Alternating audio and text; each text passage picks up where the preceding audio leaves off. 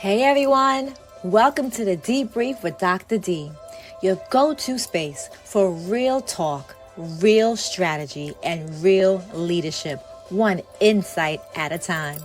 I'm your host, Dr. D, and this is where we equip leaders for success and empower individuals to heal, to rebuild, and to reclaim the joy they so deserve. We tackle executive leadership, transformational coaching, and also the deep work of healing and restoration. This is where it all happens. Each episode is packed with powerful conversations, expert insights, and strategies to help you lead boldly, heal deeply, and thrive fully. So get ready. It's time to level up your mindset, embrace your transformation, and walk into your purpose. Don't forget to subscribe to our YouTube channel and follow us on social media because you never want to miss an episode. Let's go. It's time to debrief.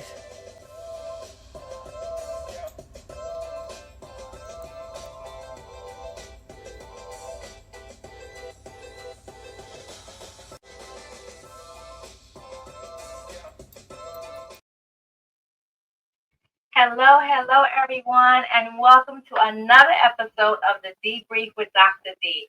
I am your host, and I am so happy to be here today to record this episode with my friend, my sister.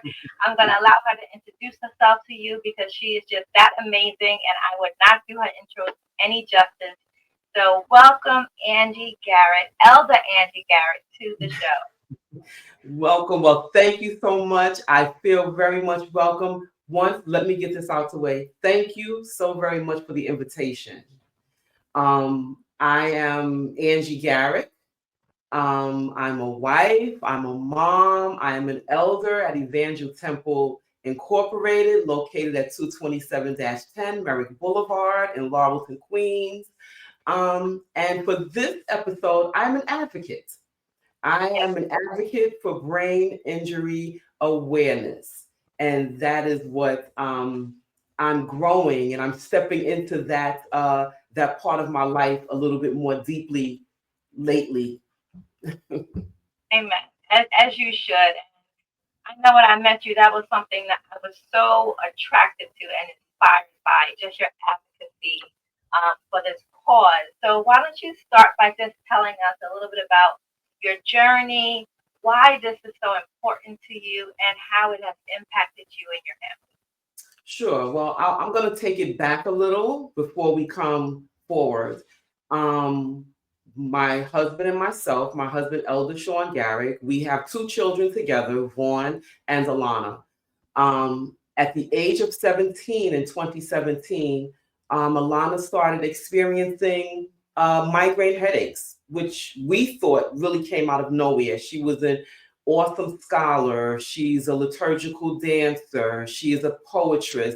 She played piano. She was multifaceted. And like a lot of teenagers, very goal oriented.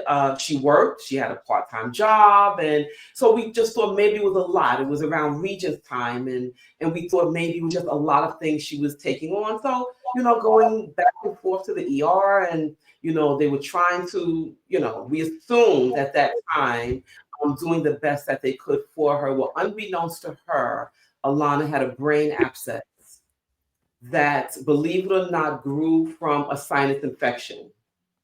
So things that we are very common with dealing with, especially now this time of the year, allergy season is coming up. It was a sinus infection that grew into a brain abscess unbeknownst to the family. And unfortunately, on June the 18th, which was also Father's Day, Alana was in the hospital because we had taken her there a couple of days before. And since she had visited the hospital maybe about a week or so before, they said, let's admit her. Other than that, she was a young, healthy, vibrant young lady. Let's admit her and let's see what the neurologists say on Monday. Unfortunately, she did not have an opportunity to make it until Monday. She had several seizures that caused her to have emergency brain surgery that Sunday night. And after the first brain surgery, we thought and we were told that she should be fine. There may be a little bit of things that you may see as different because you know her intimately. But other than that, she should be fine unless there was brain swelling.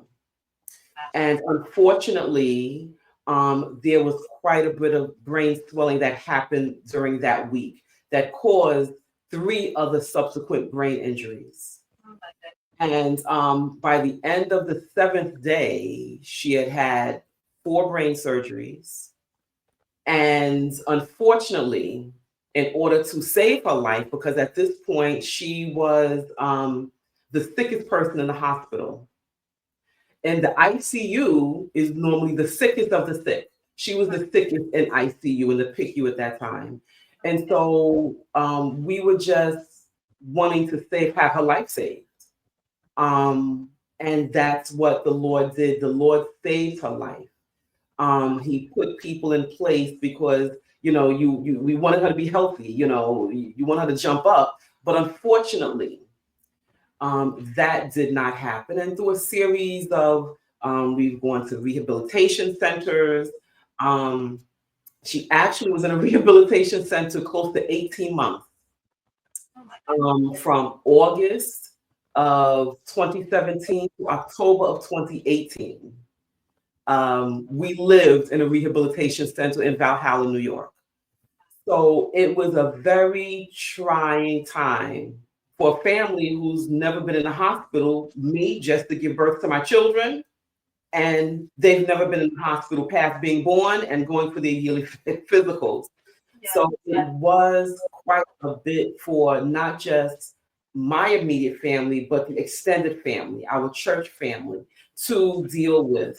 But by the grace of God, we're still coming through. We're not on the other side because Alana is still healing, but we are trudging through. And this is what brings me to today, 2025, that I am an avid advocate for brain injury awareness. Why? Because I know now how disabled people are really treated, even in the health industry, even going to doctors, even going to hospitals, that there are things that my daughter needs just for daily living that they don't have.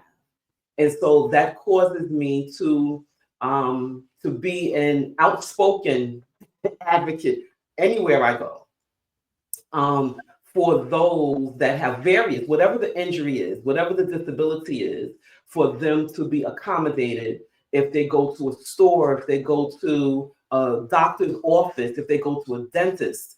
There's so many things that there are certain types of disabilities that are not created. I've heard stories. My daughter has 24-hour nursing care. That nurses say, Alana is so blessed. Why? Because she has a family that comes in and still speaks with her and talks with her and touches her. We have families that they have their family member in a room, they close the door, and that's it. Right. So that's what brings me to this point, to try to help people in the walk that they're in now. And because I'm a minister also. So we need to let people know that though we're walking in the valley of the shadow of death, that we will still fear no evil. Wow. Thank you for sharing that amazing testimony of just resilience and strength and love. Yes. For Alana, and it's a mother's journey, and what you've done, you and your family, you and your husband, what you've done in her life. I can definitely relate to the living in the hospital and making sure that she has everything she needs and she's taken care of. I went through the same thing with my parents, because when you leave somebody in the hospital, you never know, what's going to happen. You want to make sure your loved one is cared for. So just thank you. Thank you for that. I'm listening to your story, and like I said, I hear so much resilience and so much strength. As a mother, I wonder what were some of the biggest emotional and mental shifts that you had to go through while supporting Alana, because her recovery, I'm sure has been challenging and sure has been difficult. Mm. There's been moments of joy, but we're human and we go through different emotions. So how was that for you? How is that for you? Well, I can tell you, and God is a wonder working God. And we should never say never. I have always been a carefree person. I love to travel and I love to go. And one thing about it, my husband and I, we did everything with our children. We never sent our children anywhere. We took them.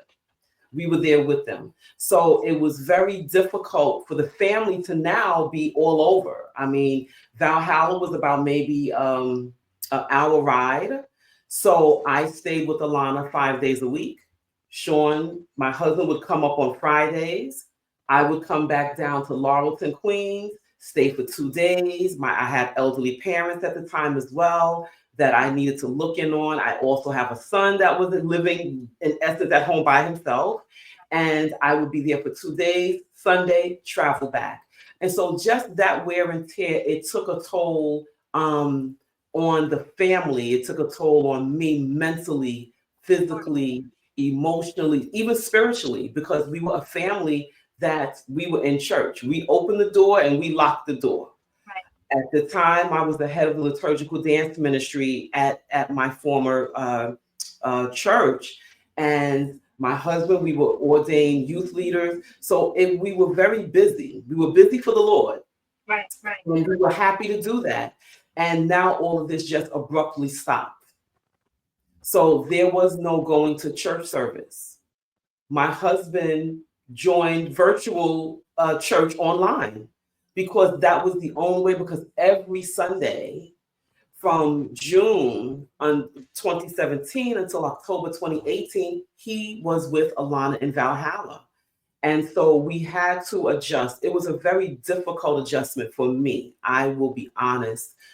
Even after we came home, because, most of us, unless you prepare for, or you have a child that is born disabled, your home is not even prepared. Right. Your home is not prepared. So there were finances that we had to prepare our home, figure out a way that we're going to have Alana in our home, because we knew that we were not going to have her in any other facility. We had to prepare our home. We had to have a ramp. But I'm still a little particular. I didn't want a metal ramp in the front of my house. Right. So that everyone that rides by is going to say, that's the house of a disabled person, because she's much more than that. So we can become creative, but still it's a lonely existence, because where you were kind of, I was on the cusp. My children were coming into young adults, and I'm looking toward college, and I'm looking to be a little free-handed. Right. Where my dream was that my husband and I was going to get a convertible. I was going to get a big wig. I wanted a little dog, and we were just going to ride around, lock the door, and we were ready to travel, get a little place somewhere else. These are the dreams that I thought about, because I had retired from work the year before this happened. And coming to a realization that that's not going to happen right now. And it brought on a depression that I was not a person that ever would claim to be depressed. Why? Because I was always encouraging someone else. But all the things that I was familiar with was no longer there.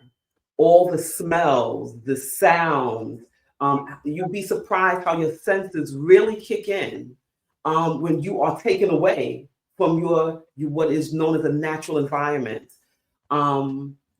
Even coming home, it was emotional because everything there was Alana. I hadn't gone in her room. Her room was just as if when she left June the 16th, 2017. So a very good friend of mine, actually, while I was watching it and having to get used to nurses being in my home, all of this equipment, while I was looking over that, I had a girlfriend that was watching over me. And for 30 days, she came and sat with me every day. And she finally said, Angie, we really got to go in Alana's room. You got to go, we got to go in her room. I would go in there, put something in there and shut the door. I did not go in her room long because it would literally bring me to my knees. And that cycle would cause a depression that would last. It wasn't something that I cry and get it out. It would last. And she cleaned her room for me. She opened the windows. She dusted. She put things in some semblance of order. She made the bed. The bed literally was when we took her out. And that was a big help, but it was still difficult. Just the things that, you're a mom, Dr. D, and the dreams that you have for your children. And at that time, they seemed very much dashed. But God,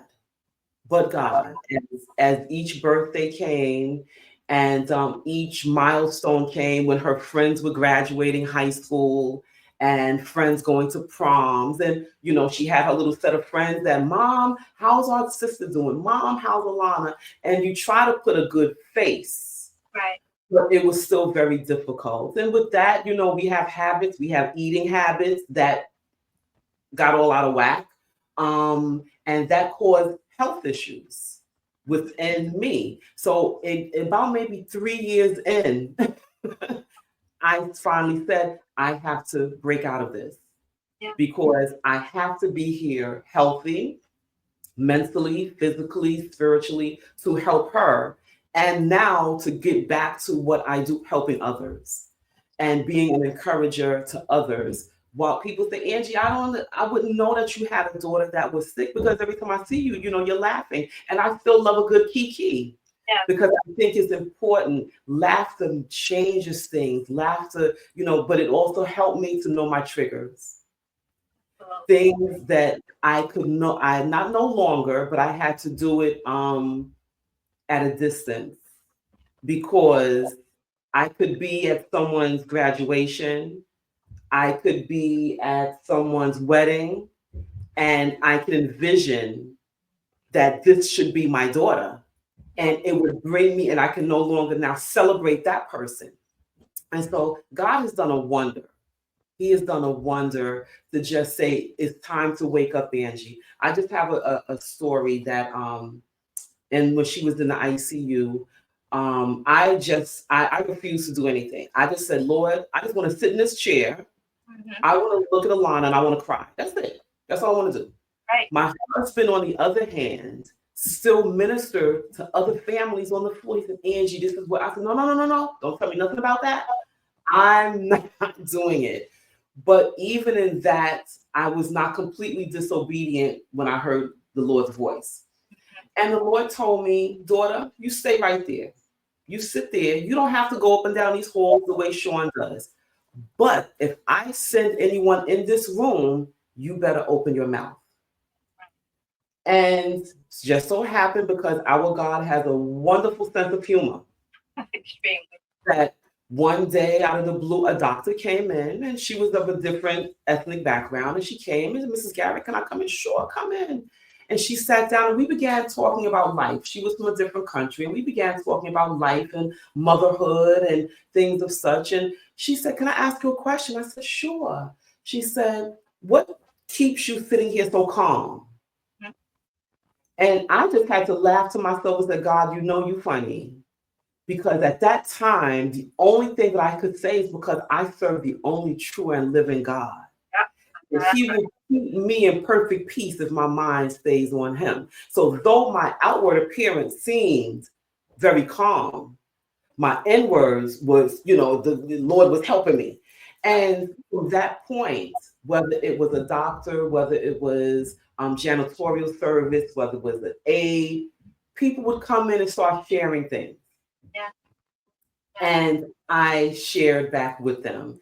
And so ministry never stopped, but God did allow me to do it in a way that would not hurt me any further. Amen. Because we serve such a sweet God. He is sweet in all the things that He does. Even in my grief and my hurting, He still allowed me to do that part of ministry while He still helped and healed all the other broken areas, because I was very broken. This is my daughter that I we put so much into. We nurtured her, and I was proud of my. She never had to go to a babysitter. My mother watched her, and when she was ready to go to school, she was ready to go to school. But this is the lot that we have, and the rain falls on the just and the unjust alike. Yeah. And no matter how many times I said, "Why, Lord, we did it right. Why, Lord, why us?" The Lord had to say, "Why not you? Why not you?" Thank you for sharing that. I mean, there are so many nuggets in all that you just said. Speaking about the triggers, you know this. We celebrated our bishop's 80th birthday this weekend, Yes. and I was at the 80th birthday party. And I don't know if you know, Yes. Bishop is literally 3 days older than my parents. Wow. 1945. This Wednesday, if my parents were still alive, would be my father's 80th birthday, and Monday would be my mother's 80th birthday. So I've been Wow. for the past couple of months because I would be planning this big party if they were here. But her party was a trigger for me, right? Yes. Because I imagine myself being at my parents' party and then also seeing the siblings go up and speak. That was a trigger for me as well because my sister also passed. I don't have a sibling to do that. So this week is very, very challenging for me emotionally. So hearing you speak and hearing just how faith has been just an anchor for you during difficult times and how Yes. God allowed you to use your situation not only to strengthen you but to help other people. I'm wondering, how did you find the resilience to keep going, to keep pushing forward during the challenges, and how did your faith guide your journey? You know what? I don't even know how I got there. I think a lot of it has to do with being stubborn. I really refuse to let this thing beat me any longer. Life was passing us by. And, as long as my daughter, I'm here watching her, I have a duty to stand and watch God over her. I take that as an honor and a privilege. And in the same token, I still have to go out and thrive and flourish, even if it's on her behalf. So when the day comes, because we believe God that that by his stripes that she is already healed, we are just waiting on the manifestation. That I have to be able to say, Alana, mommy did this, daddy did this, while we were waiting on this manifestation. God told me in her first MRI after she had these surgeries that you and Alana will come back here and you will encourage the next mom, the next dad who are going through these particular things, because it's very difficult. Even in the rehab, it was a very nice place. It was very geared toward children. It was a children's hospital, but they only geared to children. The cafeteria closed at 2:00. Wow. We were nestled in the boonies. I was blessed that my car, I drove my car. I was able to find a place maybe about 5 or 10 miles away, a little mini mall that I can go to various fast food places to eat. But what about the mom that couldn't? And so I said, my God, I said, you guys don't even offer a cup of coffee, a boiled egg. I said, because I was used to coming from when she was in the PICU, let me tell you, you only got small because you just didn't want to eat. But they had food service that came every day for the parents. And the nurses had the wherewithal. I want you to eat 2 bites of cereal. Take a bite of this egg. I want you to take a bite of to keep your endurance up. And I took that with me to the rehab. I said, my God, I said, there are people here that don't drive. They're here you allow us to stay, but you don't provide a meal. Even if it's something that we can buy. I'm not saying that you can do it for free, but by the time Alana left, they were serving breakfast for the parents, and they were open on Saturdays that you can come to a certain amount of time, get your coffee, your tea, you can get oatmeal. That makes a difference. Yes, look how you influenced that situation and helped them change their policy and what they provided for the parents, the people, the families who were there. You did that, Angie. I did that. And it's a wholeness, because we've seen, my husband and I have experienced so many couples that they separated during this process. It's very difficult. It's a very lonely, it's a club that none of us asked to be a member of, Right. but we're here nevertheless. And to speak with other couples that, one or the other just could not deal with a child that had this now disability. They were not able to cope. And we did not want to be that. We Right. did not want to be a family that allowed this thing, the enemy, to come in to now completely break up the family. Because there are certain things that are spiritual that we believe why we were targeted as a family. And but I think a lot of it is stubbornness and our devout trust in God. Yeah. That we just believe, let me continue to put one foot in front of the other. It could be a half a step, but that half a step is going in the right direction. And to just say, Lord God, for God I live and God I die. We shout and we do all sorts of things when we have the good blessings of the Lord. When I got a house, my baby is born, I received a car, I have a promotion on my job. What do we do now when these days come and the rain seems like it won't stop? What do we do? Do we do as what Job's wife told him to do, to curse God and die? No, let me be Job. That's right. That's right.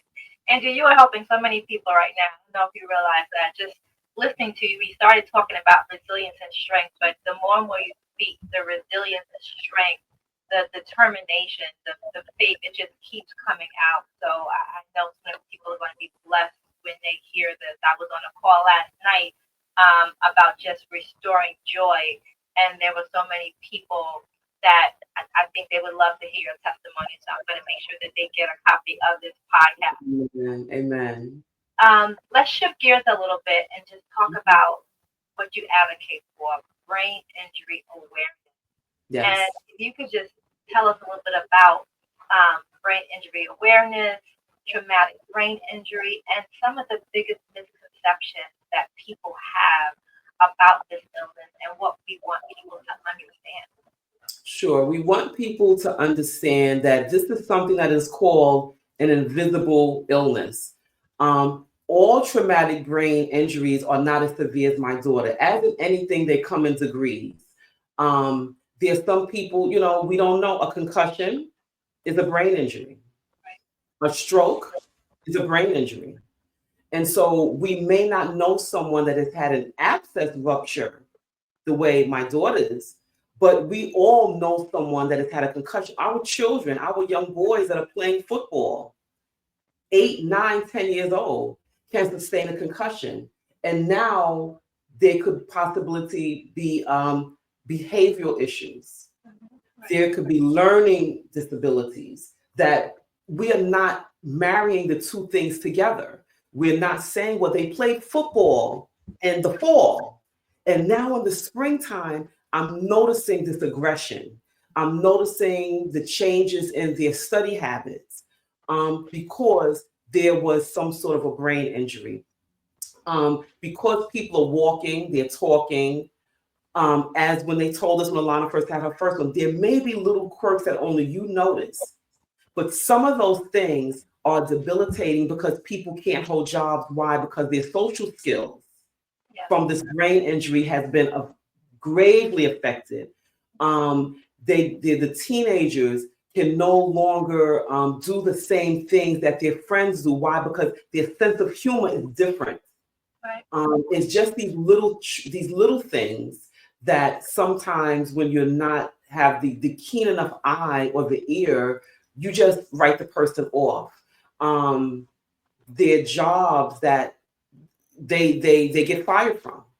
People want to work, but still they'll go to apply, let's say for a social service, let's say social security disability. They're not injured enough to get the social security disability, but they're not well enough to keep what we say, quote unquote, as a stable job. So we find these people sometimes in the throes of economic insecurity, food insecurity, health insecurity. Why? Because they've fallen in between, and brain injuries are not really thought about. It's not like when we talk about cancer. It's not like when we talk about lupus. It's not when we talk about all of these things. And so because we see people up and walking, we assume, well, you should be good. Well, no, you're faking it, because why? A lot of times fatigue is a big portion of it. Our brain does the entire body. I am able to talk to you, move my hands, nod my head, move my mouth. This is all coming from my brain. When you have a brain injury, these things can tire you out very fast. You may not be able to think as quick when your brain is trying to figure out how to even breathe. All of these things, our lungs, our heart, they are controlled by our brain. Right. And so subconsciously, but we don't think about it the way you're explaining it. yeah, all of these things are different parts of our brain. So when the person is talking, as I'm doing, moving our hands and we're moving our body, being very animated, that's a sophisticated way how our brain is actually sending signals. Move the right hand, move the fingers, wiggle, turn your head from side to side, and speak coherently with the proper words at the time. Right. Wow. That's amazing, and it really brings to light something that we should think about, right, and not take for granted. Whenever I'm traveling and you see people, get on the airplane first when they call for people with disabilities, people will look and say, well, I don't see anything wrong with that person. Mm-hmm. You don't know what someone is going through or what their disability is. So we should never make judgment on that. Thank you for sharing that. You're welcome. So as caregivers, because you and your family have been an amazing caregiver to your daughter, she's so blessed to have you. I just want to stop and say that. And you're blessed to have her in your life. What are some things that people should think about as caregivers? What should we be aware of? And what should we know in how to support a loved one with a brain injury? Just any sort of caregiver. I haven't formed like a caregiver alliance, but people that I know personally, caregivers, I give them a call because sometimes the caregivers get lost. And because we're asking, and people are meaning well, they ask about the patients. They ask about your loved one. Well, how are they doing? But sometimes the caregiver needs someone to shake them, stop. How are you doing? Right. Is there anything that I can do for you? And sometimes you have to take a breather. Sometimes, I'm blessed. Alana is blessed. I have advocated for her to have nursing care, 24-hour nursing care, which everyone says that she's not going to get. Wow. But they don't know the God that I serve. I said, no, you just put the paperwork in. And it was all over the rehabilitation. Oh my God, Mrs. Garrick, I heard. I said, I told you, you don't doubt my God. And she is a child of God. And so we have nursing care. I had to relinquish my fear of leaving the house for an hour. Mm-hmm. Yeah. I had to be able to say, it's a nice, sunny, cloudy day today. Angie, it's okay to go out and get a breath of fresh air. Absolutely. And that helps the caregiver to give you a little bit of rejuvenation, even if it's just to walk around the store, to go have lunch with a friend, to go get your nails done, to go get your hair done, to just make yourself feel good, because you're still a person too. Caregivers are still people too. We again, back to the rehabilitation. There was a place that all the parents would go to warm up our food. And so I was coming from one end of the hall, and there was a lady that I would talk with coming on the other end of the hall. And so I'm looking at her, and God forgive me, her hair was just all over the place. Mm-hmm.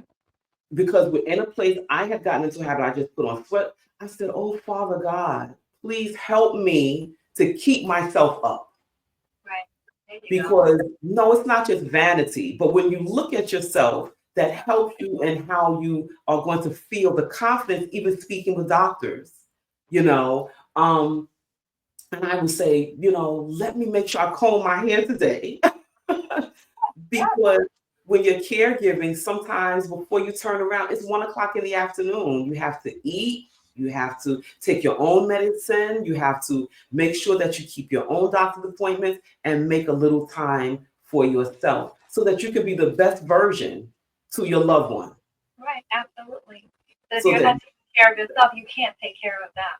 absolutely. And I had to learn that. That's something that I had to learn because I had never been put in this situation before. You have your child sick for a week or two, and you give them their medicine. But now this is something that is ongoing. So as Alana's neurosurgeon told us that, this is a sprint. It's not a marathon. Yeah. So we have to learn to pace ourselves. We have to learn to, be able to be comfortable, not just to do it, but to be comfortable that I'm going to sit down and I'm going to have a decent dinner. Right. I'm not going to stand up on the counter and just eat fast. Yeah. I'm going to sit down and enjoy it. Not feel guilty that you're actually taking a moment for yourself. It's okay. It's okay because the saying you can't pour from an empty cup, right? Absolutely. Fill yourself up so you can give to others, and also have to allow people to pour into you so that you're not just filling up and giving back, but receive as well. Absolutely. That's so important. So you are a strong advocate for brain injury awareness, and we know as women, as individuals, we advocate for things that we are so concerned with, but there could be challenges with being an advocate. So what advice do you have for people who want to advocate for a particular cause, a particular event, or something that they have gone through or continue to go through in their life and they want to help others? What advice would you give? I would advise try to find an organization. Sometimes it starts with a Facebook group. Right. That's where you would find your still small voice because you have like-minded people that have gone through some of the same experiences that you have gone through.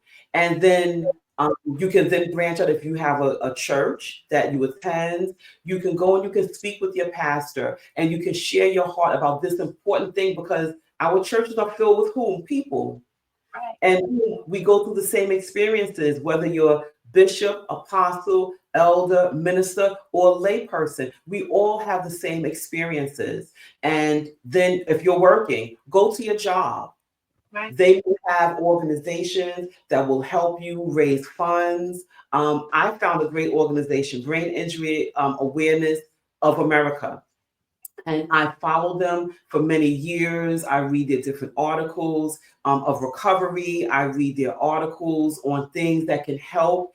It gives me tidbits on things to ask when I see my daughter's doctors. And this year I did a fundraiser, Yeah. and it's been wonderful. This is my first ever time fundraiser that I've ever done. And it allowed the voice to go out more. And when you do these little things, it gives you more courage to find the next step. So I first started with a little Facebook group. And, in the beginning, I was a little afraid because, you don't know how people will accept. And the worst thing you can be for a mom is for your child to be rejected. We don't want them to be rejected on the play yard. We want them to, at 3, for everyone to clamor around them. And it hurts us when they're rejected. So to find a like-minded group that you don't have that rejection.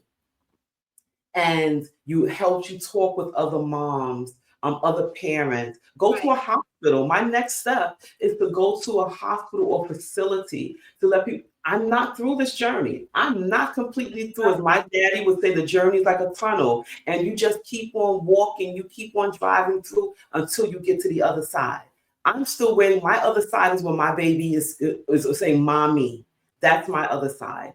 But until then, God has mandated that I say something, that I continue to open my mouth on various things. And I have nurses that, as they're here caring for my daughter, they're experiencing trauma in their life with their children. One of my daughter's nurses' son had a stroke at 23 recently. One of my other nurses has something with her granddaughter. If all I can do is give them a kind word and to let them vent, because everyone needs to be able to speak to someone who has an empathy, not a sympathetic, but an empathetic ear. Yeah. That's so important. You were helping people in the hospital, and now you're helping the nurses that are in your home caring for your daughter. You really really advocating for just support as well. I'm here, support for yourself, but support for other people. Um, so, as such a strong advocate, what brings you joy? You know, what lights your heart when you're doing advocacy for brain injury awareness, but also some of your daughter's milestones that bring you joy. One of the biggest milestones, my daughter, as I said, was a scholar. She loved school from the very beginning. She was a proud valedictorian of her kindergarten class. And she had obtained all of her high school credits by the time she ended her junior year. Wow. And she got sick after taking 3 regents. And she said, Mommy, I'm going for my last one so I can have an advanced regents diploma. Unfortunately, she got sick before she was able to do that. And what brought me joy is that at the age of 21, you can stay in under like special education, because the rehabilitation center she was in has a school that the children are able to go to, but everyone there is under special education. So, okay, fine, I'll accept that until she's 21.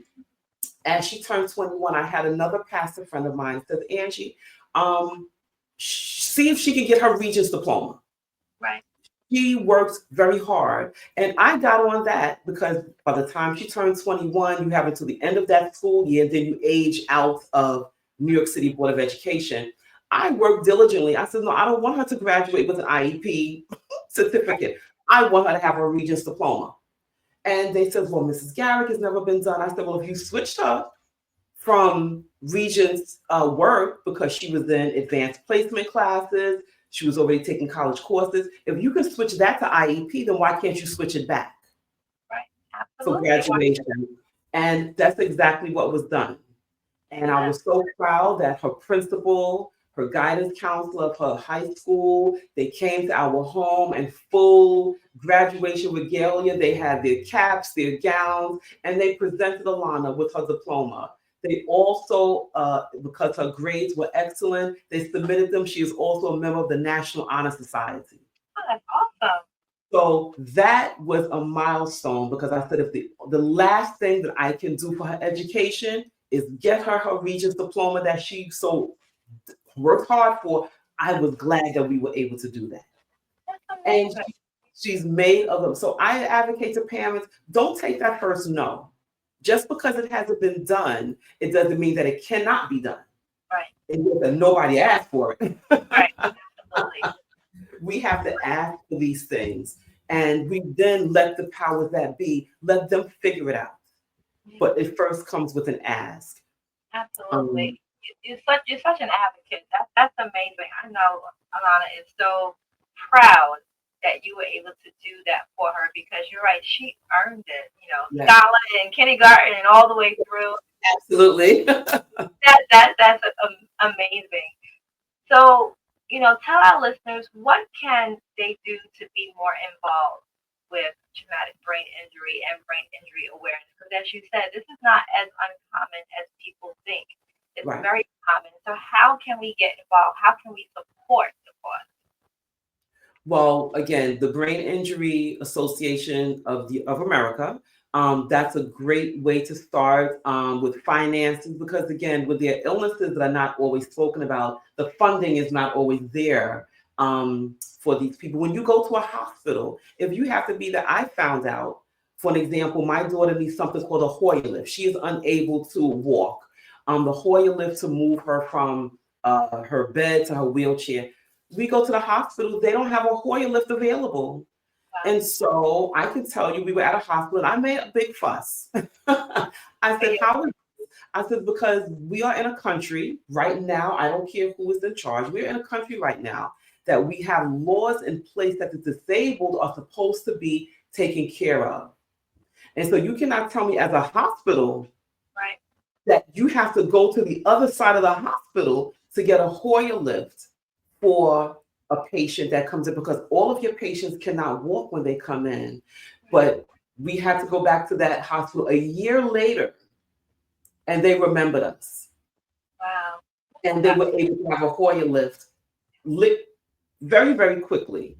And so my biggest take on that is that just speak up when you see some injustice. Mhm.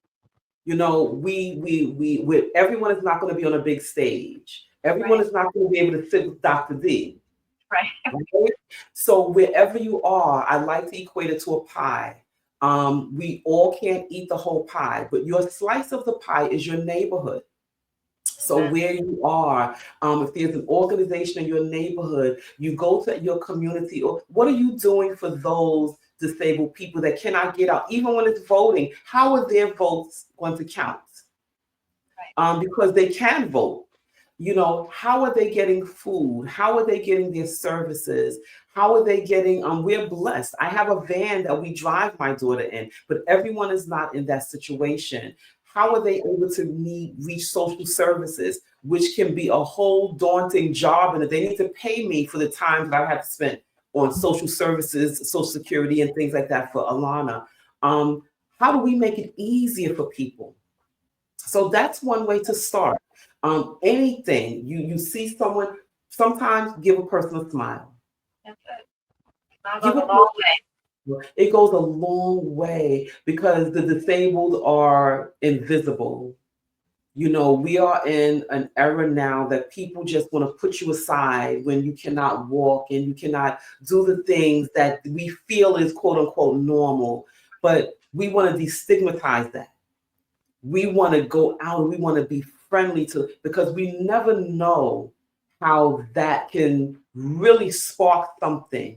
It Right. hurts my heart when the nurses say that their families that close their loved ones up in a room, their teenagers, and they hear their siblings playing on the other side of the door, Right. and no one opens the door to come in. And Yeah. why? Because of something that they didn't ask to, you know, and not assume that it's a negative thing. Because my daughter got sick at 17, I am the first to say that she had a brain injury, not to say anything negative as if she was doing illicit drugs, or if she was drinking and driving, or if she was Right. doing something. This was beyond her control. So let us not assume. And even if it was, this person is in this situation now, let's help them with a kind word, a kind deed at this point in their life. Wow. That's amazing. I think you just answered my last question, but I'll still ask it. What do you want people to know? You know, about you, about, you know, your beautiful daughter. You know, what final words do we give to just help the community if we're in this situation, or caregivers in general? I want caregivers to stay encouraged. I want the family members to stay encouraged. I want you to reach out, come from behind the doors, not to be embarrassed, because sometimes you feel embarrassed, you know, that you can't do the things that you used to. If you need someone to help you clean your home, ask, Yeah. because time catches up on you. I just learned to open my mouth because a closed mouth never gets fed. That's right. And we lean on our neighbors. Call your family member. I need some help as a caregiver, because you never know who may know something to make a portion of your walk a little easier. Lean on your family, lean on your church, ask your pastors, ask our legislative people that we have voted into office. Ask them, what can you do to help me in my situation? I'm the first one to say a big part of Alana's switching over to her Regents diploma is because that she was a great community person while she went to this high school. Right. She was on the debate team. I said she did great things. And so now that she's in this situation, I am expecting Expecting. that school Yeah. that she put so much time into, that she loved and she represented well, that you will now come in and help her with this. It doesn't bother what everybody else does. Hopefully, after the fact, that you do the same for others. But I am expecting. So we have to pull on these things. Be a good neighbor, be a good friend. I'm encouraging those people that are friends of caregivers. Look out after them, Right. call them, give them, send them a little trinket, send them a little care basket, because they feel lonely, they feel isolated, and we do not want them to feel that no one is thinking about this family and only because of this injury. But when everybody was good, I was the best thing. The phone never stopped ringing. Right. Call, text, say I love you. Yeah, just check in. Check on your strong friends, right? Check on your strong friends. Yes. Yes. Well, thank you so much, Angie. This has been such an inspirational conversation. I really, truly respect you, all the work that you do, all that you do and continue to do for your daughter, your family, and just your resilience and your strength and your passion for this work. Thank you so much for talking to us, for sharing your knowledge. We appreciate, the listeners appreciate it, and I hope you can come back again for another conversation. Absolutely, absolutely, Dr. D. I have marveled at this experience, and I just hope that I was able to bless someone and that someone could take away some information that would help them in their walk as being a caregiver, as being a family member, a loved one. And remember, we all know someone that has a brain injury, whether it is shown, whether it is traumatic, but we all know someone. So let's show each other a little grace when we're going about our day. A little grace goes a long way. A long way. Well, thank you so much, everyone. That is a wrap. Thank you for joining another episode of the Dee-Brief with Dr. D. Real talk, real leadership, and real strategy, one insight at a time. Until next time, have a great day.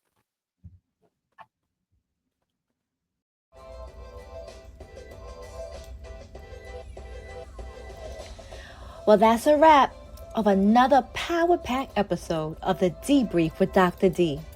If today's insight inspired you, share it, leave a review, and connect with me. Remember, leadership is a journey. Healing is possible, and transformation is yours for the taking. Don't miss next week's episode, because every time we meet, we're unlocking new strategies, fresh perspectives, and bold breakthroughs. Be sure to subscribe to our YouTube channel and follow us on social media at the Dee-Brief with Dr. D, so you never miss an episode. Until next time, keep leading, keep growing, and always reclaim your joy. See you later.